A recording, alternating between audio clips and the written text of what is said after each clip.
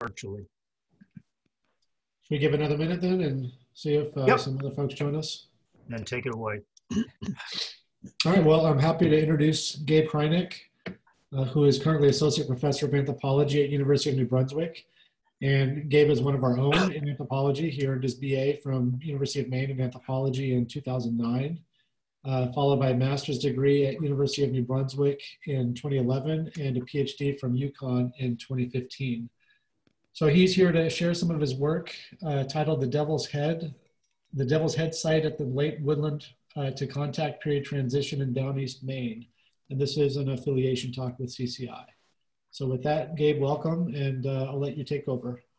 Terrific, thanks, Greg. And it's good to see folks again too. This is nice over the in the social distance time to see people. So okay, so I'll do the screen share thing here, and is that showing up? Awesome. Looks good. Oh, great. So thanks, Greg. I'm Gabe Hrynick from UNB. Currently social distancing and teaching online from West Virginia. So, and it's great to be back. Greg was saying I'm a UMaine alum, so and it was a really exciting time to be at UMaine in that department when I was there, and I learned an awful lot. I was really grateful for that and excited to be back. So what I'm going to talk about today is the late woodland to protohistoric period transition in the Northeast. And so we'll sort of start off with just talking about why this topic is important and also what it is. So this is that when we talk about the protohistoric period, we're talking about the period of really earliest European interaction in the Northeast with indigenous people. And so this is the important here because this is the northern theater of European contact, and the far Northeast is the second major area of European contact in the Americas, shortly after Columbus and the Caribbean. So the interactions in the far Northeast really shape how relationships between Europeans and indigenous people would unfold in the following centuries. A lot of times folks think about this period as being associated with the fur trade, but this earliest moment of contact really is tied in with European fishing ventures. And we don't know as much as we might like about this period. In fact, Chris Turnbull, who's working in New Brunswick, described this as the lost century. And this is similar to protohistoric challenges elsewhere in the world, where there is fairly indirect historical, so written record interest in the period, so not sort of traditional histories, very few internal perspectives being written about the period. And overall, this is fundamental to understanding the nature of the colonial encounter here in North America. And so in essence, what the research, I'm really just beginning here, so I'm sort of pitching this talk as a future directions talk, is thinking about how indigenous people responded to European contact and being drawn into the world economic system. Before I go further, I just want to set the geographical context for the Devil's Head site. And I wanted to just acknowledge that the region I'm talking about today is the Eastern Wabanaki homeland. And this research and my institution and UMaine are located within the Wabanaki homeland. So it's important to recognize that this is an interconnected territory with ongoing issues of territorial and resource rights and encroachment upon sacred sites, and that the Wabanaki tribal nations are distinct sovereign entities. So the Devil's Head site is shown on the inset at left, and it's located in the Quadi region, which is a biogeographically and archaeologically defined coastal area. I understand that there's been a lot of CCI field trips to this part of the world, so this may be familiar to a lot of folks or other people, you know, who've gone to the thriving metropolis of Calais, Maine. But that's where the Devil's Head site is, straddling the U.S.-Canadian border. And this area has received archaeological attention since the 1880s, but more intensive archaeological investigation really beginning with David Sanger in the 1970s. And so the area highlighted in gray here is the Maritime Peninsula. So this area of closely related but ethnically distinct Wabanaki people, and the area around Passamaquoddy Bay shown here, which today is the territory of the Passamaquoddy people. So kind of the bold slide, right, where it's like, you're the archaeologist, but you're talking to the Climate Change Institute, so you feel like you should mention climate. And I'm going to do the total cheating archaeology thing and treat climate as though it's only interesting for ocean productivity and for changes in whether or not you can get a lot of fish. But the period we're talking about, if we kind of correlate these to the most recent pre-contact period, there's the Roman warm period going up until about 1500 BP, which probably was characterized by a decline in marine productivity, and then an increase from about 2000 to 1500 BP, and then an increase until the medieval climatic anomaly, which came with a reduction in seasonal oceanic temperatures, and the differences were due to less vertical mixing, and a decrease followed in ocean productivity. And then kind of famously at contact period, the Little Ice Age. And in Passamaquoddy Bay, this is particularly well known because this was associated with just a complete disaster for Champlain, who is on an island near Callus, gets iced in early on St. Croix Island, and half of his guys die of scurvy. When we think about this, right, so I'm kind of throwing this up here, but how this actually correlates in any kind of meaningful way to the sort of cultural changes I'm going to describe are a little bit unclear, at least to me at this point. And a lot of folks at UMaine affiliated with CCI have done climate work on this period in this area, some of them listed here. One of the themes I want to emphasize in this lecture is thinking about the ways in which some of the changes that we may associate with contact, with European contact, were actually already underway before European contact. I think there's some hints of that in the archaeological record. But one of the themes, I think, of fairly recent research in the region, it sort of would include research by Bonnie at places like Machias Bay here, has been to emphasize that there's more diachronic change in the woodland than archaeologists previously realized. So typically in kind of a coarse way, woodland period peoples on the coast of Passamaquoddy Bay and on the Maritime Peninsula were understood as foragers, and that even though they lived on the coast, they were focusing mostly on terrestrial resources. Some of this was due to a kind of, I think, and I'll talk about more about this in a minute, an archaeological focus on large mainland coastal shell-midden sites. Work by David Black in the early 2000s, focusing on islands in Passamaquoddy Bay, identified, first of all, some smaller sites, but also some subsistence changes that may have been occurring around 1350 BP, or what we call the late woodland. Or the late ceramic. Sorry, I'll do the main phrasing too. And these are include things like possible aggregation sites, and for instance, some of these are even included around Penn Bay, so sites like Goddard. Some kinds of technological change, so changes in ceramic styles, changes in projectile points, and so forth. The presence of possible task-specific sites, changes in the seasonal round involving moving seasonally from islands to the mainland, so possibly that you're getting, people are wintering on the mainland, summering on islands, probably due to shelter. An increased emphasis on deer at the expense of seal.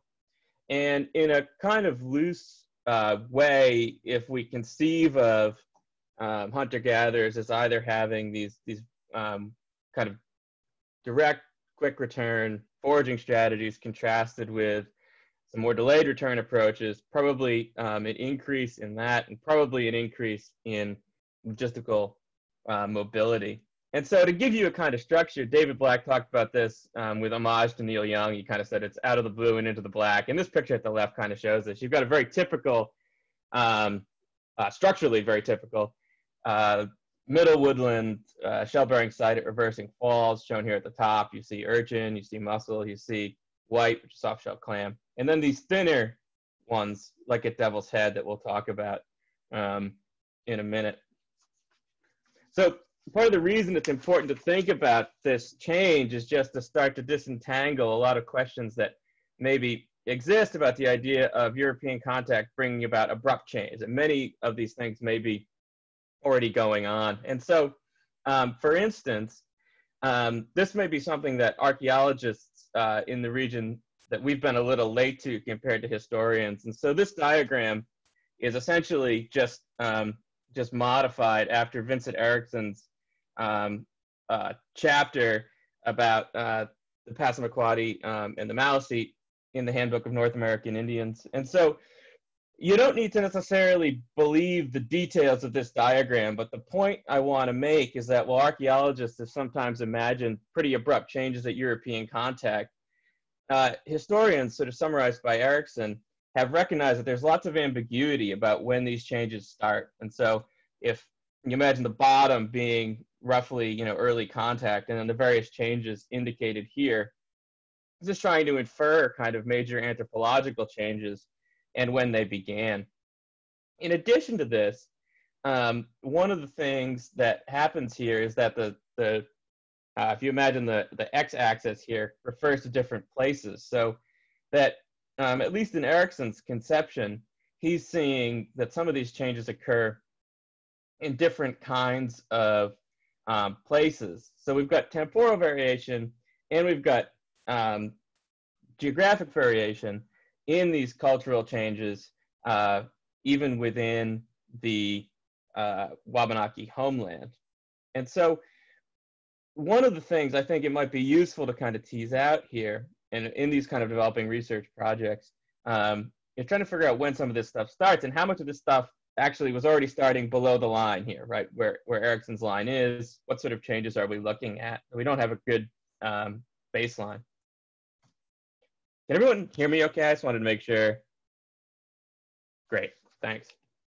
So what about the archaeological record? One of the interesting things about the archaeological record in this region is that we actually don't know all that much about the protohistoric period, despite it being the most recent. The archaeological emphasis on the protohistoric period, or I should say maybe the material emphasis on this period, has focused on copper kettle burial sites, especially from Nova Scotia, some of them also from New Brunswick, a few from Maine. A diagram at the left here showing one from New Brunswick, in which some contact period burials were extensively elaborated with European burial goods, most notably copper kettles, which were ritually killed. And these also then have been associated with the possibility that there were these sort of Mi'kmaq middlemen who were controlling exchange in extensive ways along the coast, likely using shallops, and as furs or other goods would be exchanged, would basically control the trade, and so sort of serve as brokers. And these burials have often been thought to be associated with those individuals. The other material understanding from this period has emphasized, I think, really kind of flattened views of time. And so I just kind of want to offer this as an example. And this is from Ruth Holmes Whitehead's pretty recent book, just of photographs of the Mi'kmaq here in Nova Scotia. And according to Whitehead, this picture is probably actually the wigwam in which this family lived. Many Mi'kmaq families in Nova Scotia found it advantageous to live in wigwams well into the 1800s, in part to more easily participate in mobile economic pursuits. But the photo is almost certainly staged, Whitehead says, because this bow and arrow is probably an anachronism. So that these folks almost certainly had guns, weren't using bows and arrows at this stage. And so what you see then, though, I think, and what this image kind of encapsulates, is this real flattening of the material understanding of the historic period. So even though we may have this sense from Ericsson's diagram that we know this stuff started at different times, the degree to which it has been kind of conceived of in a flat, abrupt way of either static and unchanging or fully changed, I think, in the popular imagination, has probably affected a little bit of what we can understand. And so Harald Prins said that the problem with understanding the protohistoric period is it's this important period of first period of European indigenous interaction in the region, but we have almost no, quote, indigenously produced accounts representing the inside view on this tribal culture. And so it's a couple of research questions here. First of these is just, and these are the ones I'll sort of address briefly through the lens of the Devil's Head site in a minute here. Just where are all the protohistoric period habitation and task sites on the Maritime Peninsula? Why do we have such a better record of woodland period sites rather than these more recent sites? What does the Devil's Head site suggest about this period? And then some future research directions. Whoops. One of the reasons that I think we don't know as much as we would like, and this is not compared to the woodland, but just in general. And there's been a lot of great CCI work about this. Alice Kelly's initiative involving, and Bonnie Newsom's initiative involving the Maine Midden Minders program, for instance, seeking to kind of address coastal erosion of archaeological sites on the coast of Maine. But one of the reasons we don't know more and may not be able to know more for much longer about the coast is that it's rapidly eroding. Shown left here kind of correlates Maine's sea level curve, and that's building on the Joe Kelly and colleagues curve with some adjustments here that show that by the time we get to hit the maritime woodland, we've got sea level rise, and then of course at the very end there, that uptick with global warming. At here you can actually see this is the erosional face in front of the protohistoric component of Devil's Head. So this process of chronological shingling means that now even recent sites are being eroded, or fairly recent sites. And this is only going to get worse. There's also in shallow components on the coast, especially shallow shell-bearing components, there's the issue of bioturbation. And so after site abandonment, shallow components can be particularly vulnerable to bioturbation. The processes by which plants are disturbing and mixing portions of the archaeological site, plants and animals. And after site abandonment, plants recolonize the sites and their roots and so forth mix the shallowest portions. This is particularly insidious if you're trying to tease out the late woodland and the protohistoric, because those are the components that if they're one over top of another, they're going to get the most mixed. Coastal sites also tend to feature the mixing of more recent historic stuff in shell midden matrix. And these are the sort of ubiquitous nails that people find too deep in shell middens, right? Which causes everybody to panic. And then they talk to other people working at shell middens nearby and they say, oh, that's all right. There's nails everywhere. They seem to dive and end up mixed in where they shouldn't be. Another factor that's going on, I think, is that the Maritime Peninsula's coast has tended to be understood via these big, deep sites. And I wrote a grant proposal once and got a favorable review, but the comment I thought was insightful about it was they said something like, this project proposes to do a lot with uncharismatic sites. And I thought the idea of uncharismatic sites was really, really interesting. And I think uncharismatic meant small, in contrast with these really big sites that there are actually a lot of, I guess, then Quaternary Institute master's theses about in the 1980s. So these pictures from David Sanger, and I think Bill Belcher wrote his MSc on this site in the 1980s. But these are your big, deep sites with a lot of time in them. And it makes a lot of sense to target these. One, they're really visible. You can see, you can just survey these things by boat or by walking the shore. And they encode a lot of time. So if you're looking to focus on figuring out what was the woodland period like along the coast, you can go after these deep sites and you can build a lot of culture history really, really quickly. I think there are some trade-offs, though, if you look at, if you focus primarily on sites.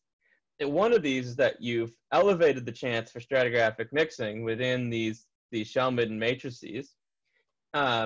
You've also potentially limited your understanding of site diversity by focusing primarily on big sites at the expense of smaller sites. Smaller sites may encode different times, or they may encode different parts of a kind of settlement and subsistence pattern that we could see around the region. In addition, you have a factor, I think, where you get less temporal control. So you get more time, but just methodologically, you can get less temporal control.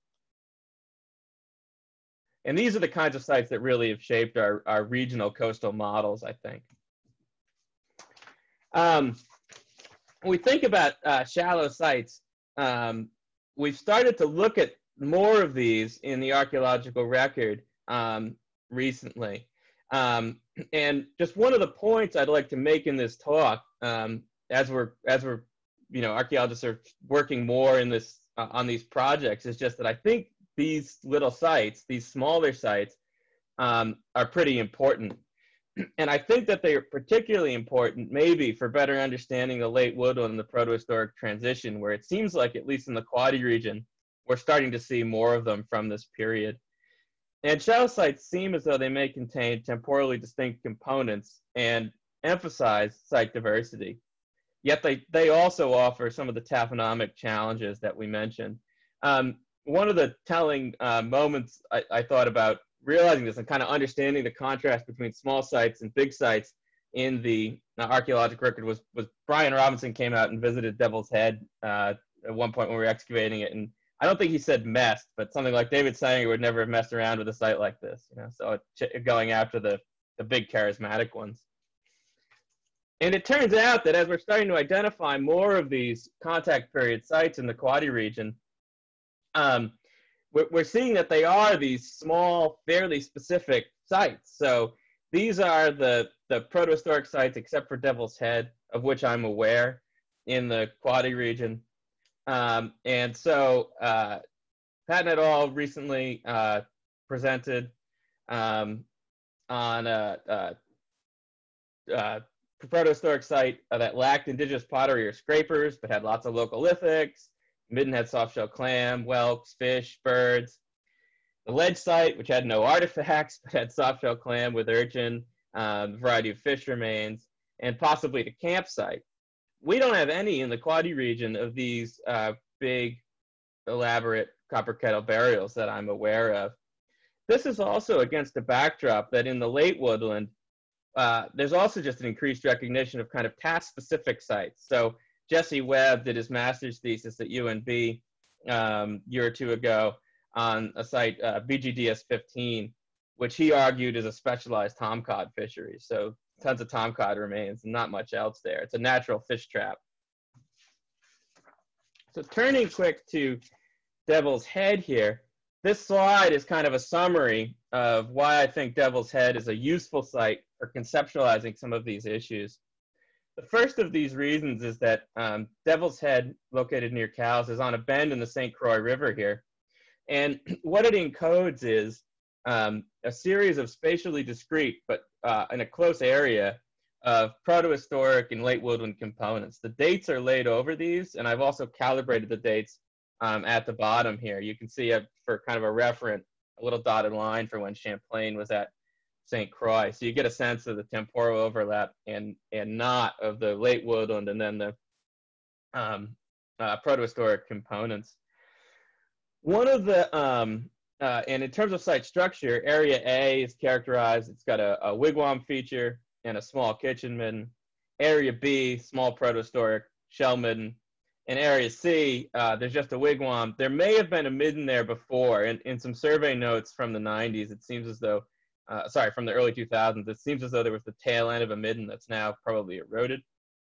The color here on the slide represents seasonal estimates derived just from the presence or absence of particular fauna that were likely captured during particular seasons. Jesse Webb does the zoo arc for this.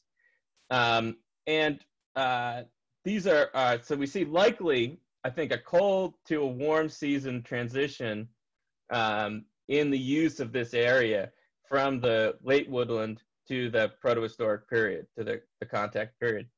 And, but one of the things I want to mention here is, this is based on the kinds of animal remains you see at the right.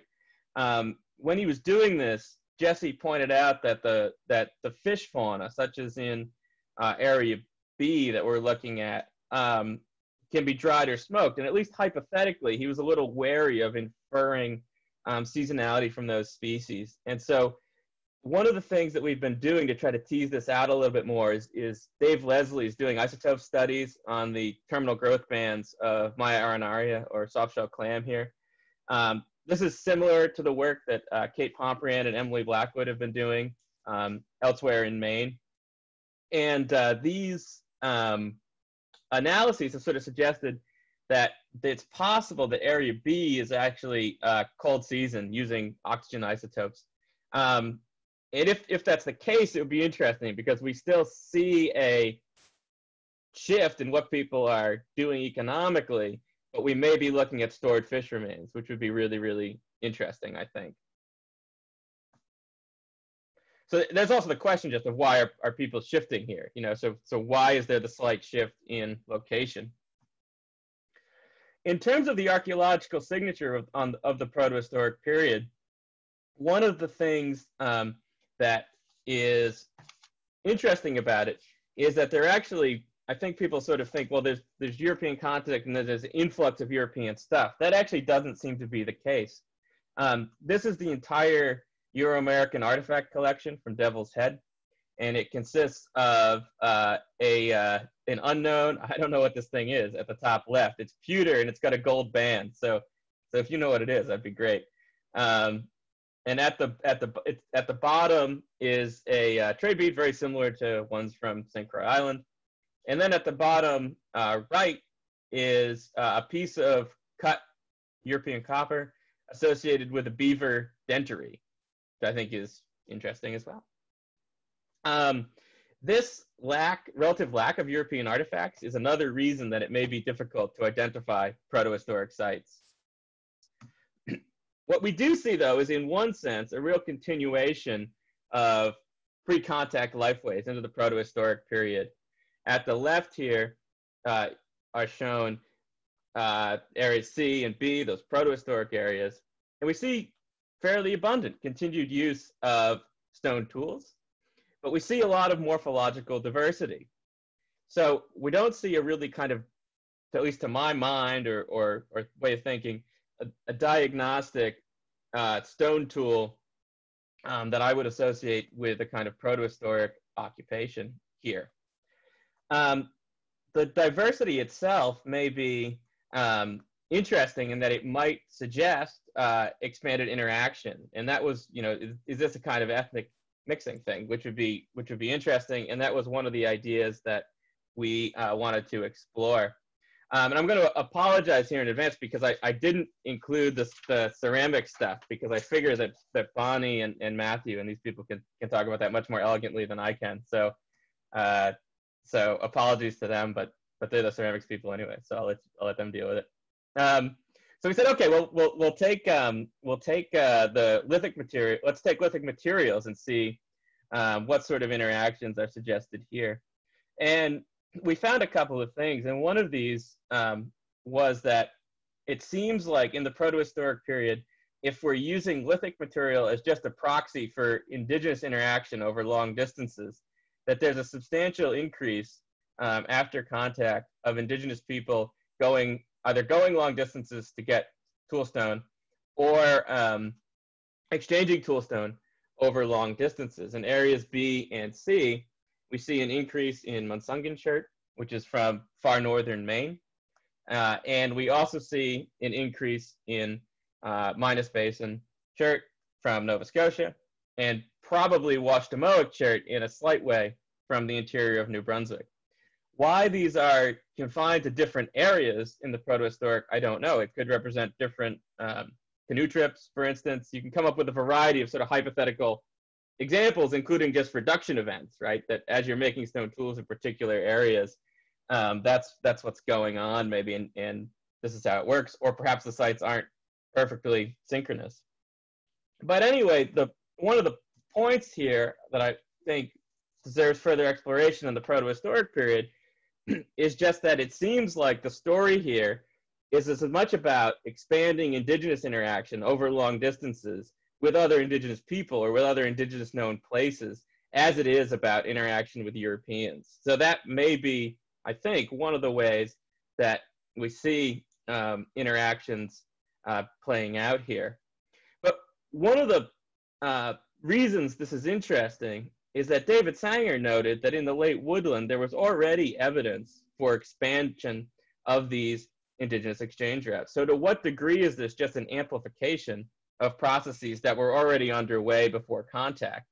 And if that's the case, it takes away some of the causal impetus that we often would associate with Europeans showing up. And I think it changes the story to being one that's much more complex and one that's much more based in indigenous interaction. So for instance, David Sanger looked at these Minas Basin chalcedonies, which is a kind of yellow jasperoid material. It's got these druzy quartz mosaics shown on this biface preform here. And Sanger pointed out in his article that there's evidence for sort of 5,000 years of contact between Maine and Nova Scotia, but it really amplifies in the last 1,000 years if you're looking at these kinds of materials. And this also then plays into a kind of just picking one narrative here that we would associate with European contact, which is that Wabanaki people famously were expert seafarers and very, very quickly adapted actually the use of European vessels, such as the shallop. And so there's all sorts of historic accounts of expert indigenous use of shallops. But if we look at the pre-contact period, if you just look at kind of raw size, there's already probably very large Wabanaki vessels being used.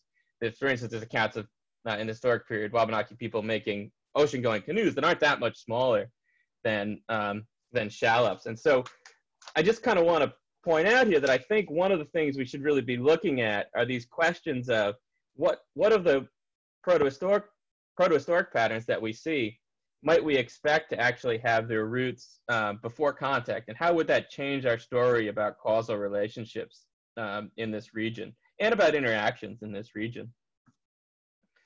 So kind of sort of wrapping up here, if we look at the late Woodland and protohistoric periods, kind of research questions, to what degree are we seeing continuations of late Woodland cultural trajectories? To what degree are we seeing the pattern that Bork and Whitehead talked about as there being sort of indigenous middlemen or brokers? Or to what degree are we, if we think about that, are we focusing too narrowly on a few folks controlling a kind of later fur trade in Nova Scotia, rather than all sorts of interactions that were already at work? Devil's Head is at the eve of sustained European colonialism. Turnbull described this as the lost century, and I think it's really sort of fundamental that we consider this in more detail. So future directions, kind of an emphasis, I think, on dating protohistoric sites using radiocarbon dating on preserved animal bone, exploring technological continuities rather than just looking for an abundance of European goods.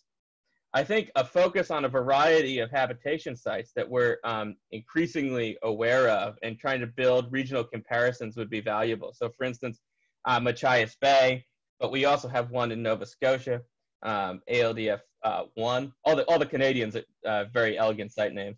And then down in southern Maine, I just thought for parody, Chouacoat, but Maine 506. Emphasizing these indigenous interactions and really trying to figure out what had already begun to expand in the late Woodland. Just wanted to thank you all for having me to give this talk, and for the people that have paid for this research. I also particularly wanted to acknowledge the Passamaquoddy Tipo, who's been supportive of this research, as well as ArtSpace and the MHPC for all of their help with this. Thanks very much.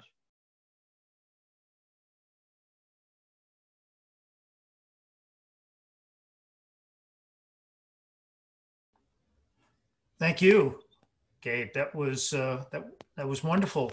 It was very impressive to see how sort of how the vision, not the vision, but how indigenous people interacted prior to European influence, and even while Europeans were around. And I was quite shocked to not necessarily because I didn't expect it, but just to see how much evidence there is of this. It would be, how well known is this to the public at large?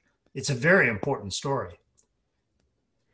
So I think I think there's an emphasis on and the other archaeologists on the call probably chime in on this, but I think that there's an emphasis in the kind of popular understanding of this on colonialism. It's kind of a bulldozer, I think. I think there's often this idea that, well, sort of everything changes, and there's maybe an underappreciation of the way in which Indigenous people manage that change. Would be my sort of first thought about that. I think one of the other popular understandings about this is that, and folks correct me if I'm wrong, but is kind of an emphasis on the fur trade as being the dominant narrative of Northeast contact period interactions. Would be my thought. Yeah, that would be my answer, I think. Yeah, no, the message was certainly very clear that you provided, and I think it's a very important message. My question in many ways was, how does the public begin to realize this more than they probably do already? Because it is a very important view, and I work in a lot of places with Indigenous societies, and you tend to go in there and people do their work and they leave, and it's great pictures, but we don't necessarily always have the appreciation of what our impact might be. And in the case that you're providing, how little impact perhaps we actually had. It may very well turn out that New Brunswick, Nova Scotia, and Maine had more interaction then in some ways than they do now. At least right now, perhaps. Certainly right now, yeah. Yeah, and I do worry a little bit, sort of in presenting this, you kind of want to not, I mean, there's all sorts of awful things that happen with contact, right? So you don't want to sort of downplay that, but I think it's also kind of in, I'm curious. I don't think we have a good sense of the resolution of this period yet.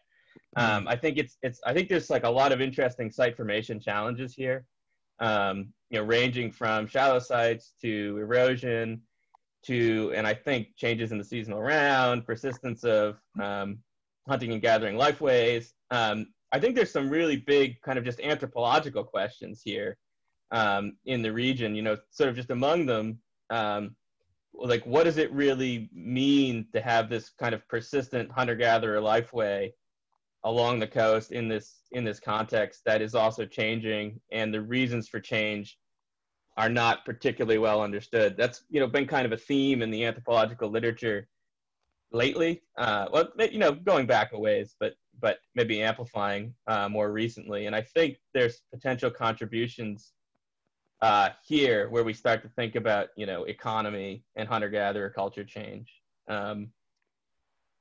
which is a bit, I guess. So I'm talking around the comment, I guess, because I don't have a super good answer, and I think that that idea of subregional diversity and diachronic change is really interesting, and I think resolving it is going to be really challenging but rewarding. Well, just to sum up from my side, it's great to have you. You've been connected with the Institute for a long time, and it's great to intensify that connection. And I also hope this is going to be an opportunity for many of us to learn a lot more about what goes on at the University of New Brunswick in general. So thank you. Yeah, I thank you very much for having me. Yeah, and I really hope you're our close, even though it doesn't feel like it with COVID, but you're our closest regional neighbors, and someday hopefully we can drive back and forth. And absolutely. And I'm also looking forward to learning a lot from the climate change folks. Other questions out there?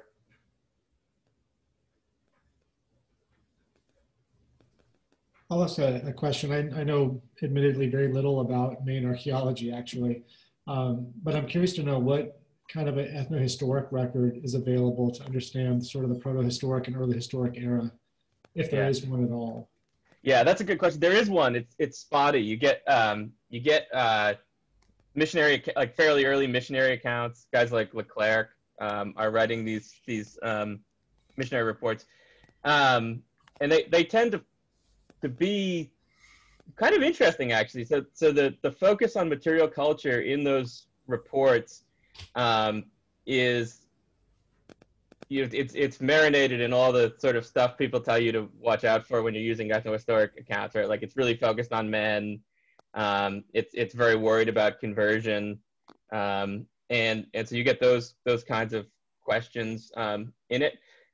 You get, I think, though, occasionally really there's an interesting challenge in the region, which is that the earliest accounts in the far northeast are people who are there just seasonally. So they're just coming to participate in the fishery, and many of them are then going back to Europe. So contrasting with other places where you have year-round occupation of folks in the region, you have you don't necessarily have that in the far northeast. Is one of the other challenges. So spotty and kind of small record. The Corral Prinz talks about this as being kind of, and I'm curious, sort of other places, like, it's possible everyone gripes about the early ethnohistoric record, like, maybe it's just bad everywhere, but it's pretty spotty.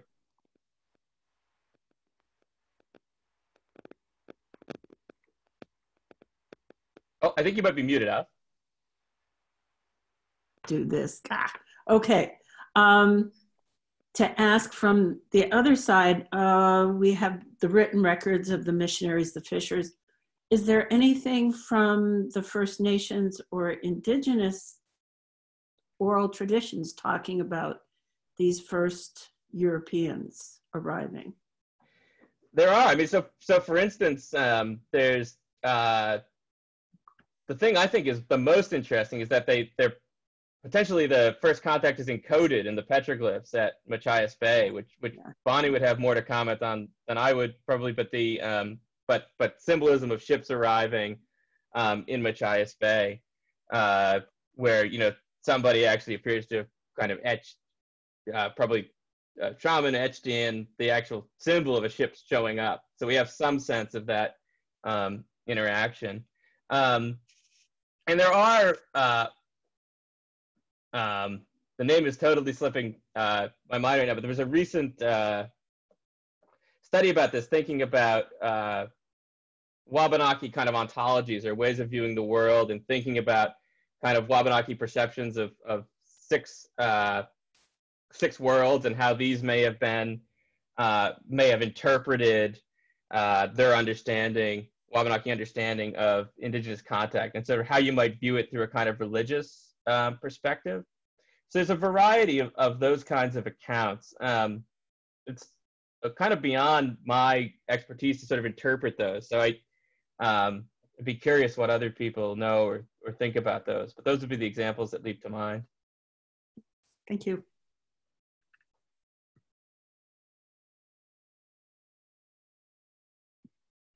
Gabe, I have just a question about site size and Sure. Kind of the scope of the sites that you're working on. How do we know that they're not remnants of larger ones? I mean, how would you explain, kind of what you're seeing is not just kind of what's left? Yeah, so I think that's a really interesting and alarming question. And one of the ways or one of the reasons I felt a bit better, one of the reasons I felt a bit better about that at Devil's Head, and I'd be curious what you think about this, is that in some of the areas we have intact dwelling features, which I think is comforting, for at least that if you have an intact dwelling feature and you sort of figure a dwelling feature is kind of a comparable unit of comparison through time, that makes me feel as though even if you're lacking the whole sort of sites that you would want, right? Especially the shoreward side of things, the ocean side of things, that you at least can still get some sense of diachronic comparison. I think it's worrisome that say on the South Shore of Nova Scotia, where the erosion issue is less bad, that what we see there on the beach side of sites is sometimes big processing middens. And those are then sometimes associated with landward side, wigwam and small shell features. So I think it is possible that pieces of these sites, it's certain that pieces of these sites are missing. To what degree those represent kind of integral site furniture, I don't know. But I think that there's still a sense of comparability that can be attained if we perhaps think about kind of feature to feature comparisons through time. But I think you're right that it's a challenge. Bonnie and Alice and Abby and some other folks are familiar with Reversing Falls site. I can't remember the statistic right off the top of my head, but an enormous amount of the lithic collection from Reversing Falls is lunchtime collection of the intertidal, right? You're excavating, and then these 300 or 400 flakes in a season off the intertidal, and it's really, really alarming. Yeah, I collected some when I went up for the 4th of July and mailed them to Arthur Anderson. Nice. So yeah, I mean, it's a lot. Yeah, it's probably most of them. Yeah. Yeah.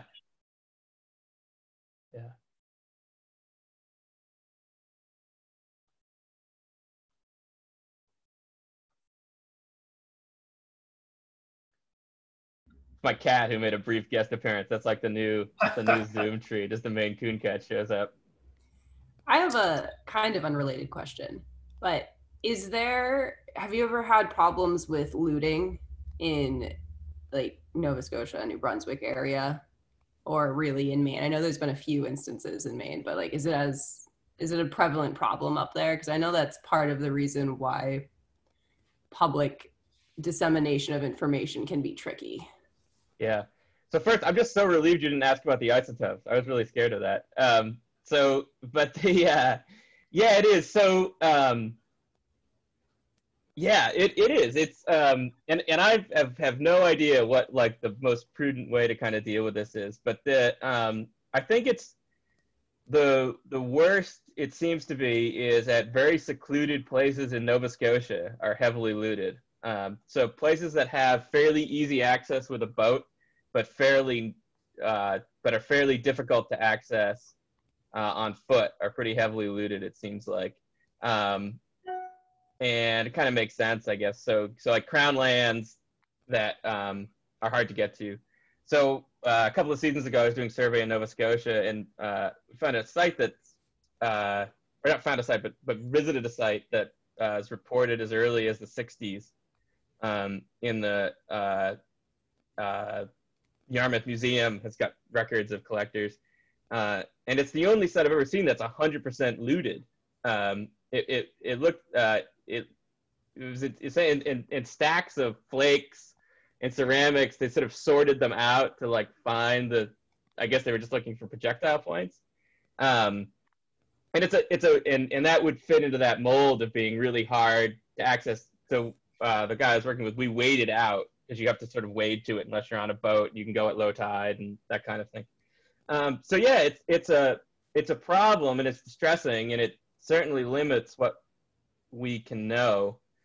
And I think it's an interesting policy problem too, right? I mean, I think it's a question. I mean, I think projects like Midden Minders, which get people invested in sites. I think there's also, just to kind of riff on that idea in Nova Scotia, I think part of what happened in Nova Scotia is I think that there was just enough work in the 1960s in Nova Scotia to get people really interested in archaeology. And then I think all the archaeologists left. And I think people were still, I don't think it's always malice. I think it's people are genuinely curious a lot of the time. And I think, you know, if you're not sort of channeling that energy in a productive way, it can be problematic. So that's what I would identify too. But it's, I mean, sites are collected in Maine too. I don't work all that much in New Brunswick actually, even though I usually live there. But it's an issue there too. You can do the distressing Facebook thing, right? You can like punch in Google terms in the evenings and, you know, be unhappy about what you see.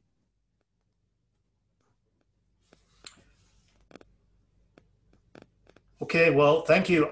I'm going to pop off. I've got to go to another meeting, but thank you so much, Gabe. If others have more questions, hang in with Gabe, and we look forward to working with you. Thank you very much. Thanks very much, Paul. Appreciate it.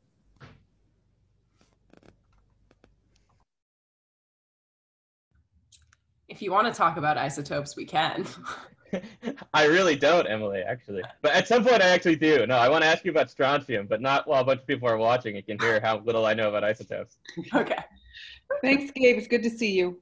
Thanks so much. It's good to see you, buddy. And thanks everyone for having me. This was fun. Mm-hmm. Yeah, thank you. I'm going to also hop off. All right. Thanks, Abby. See you later. Yeah, good to see you. Good to see you.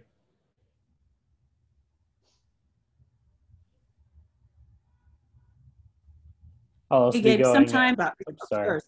Oh. So, yeah. Yeah, See see you. ya. See you, James.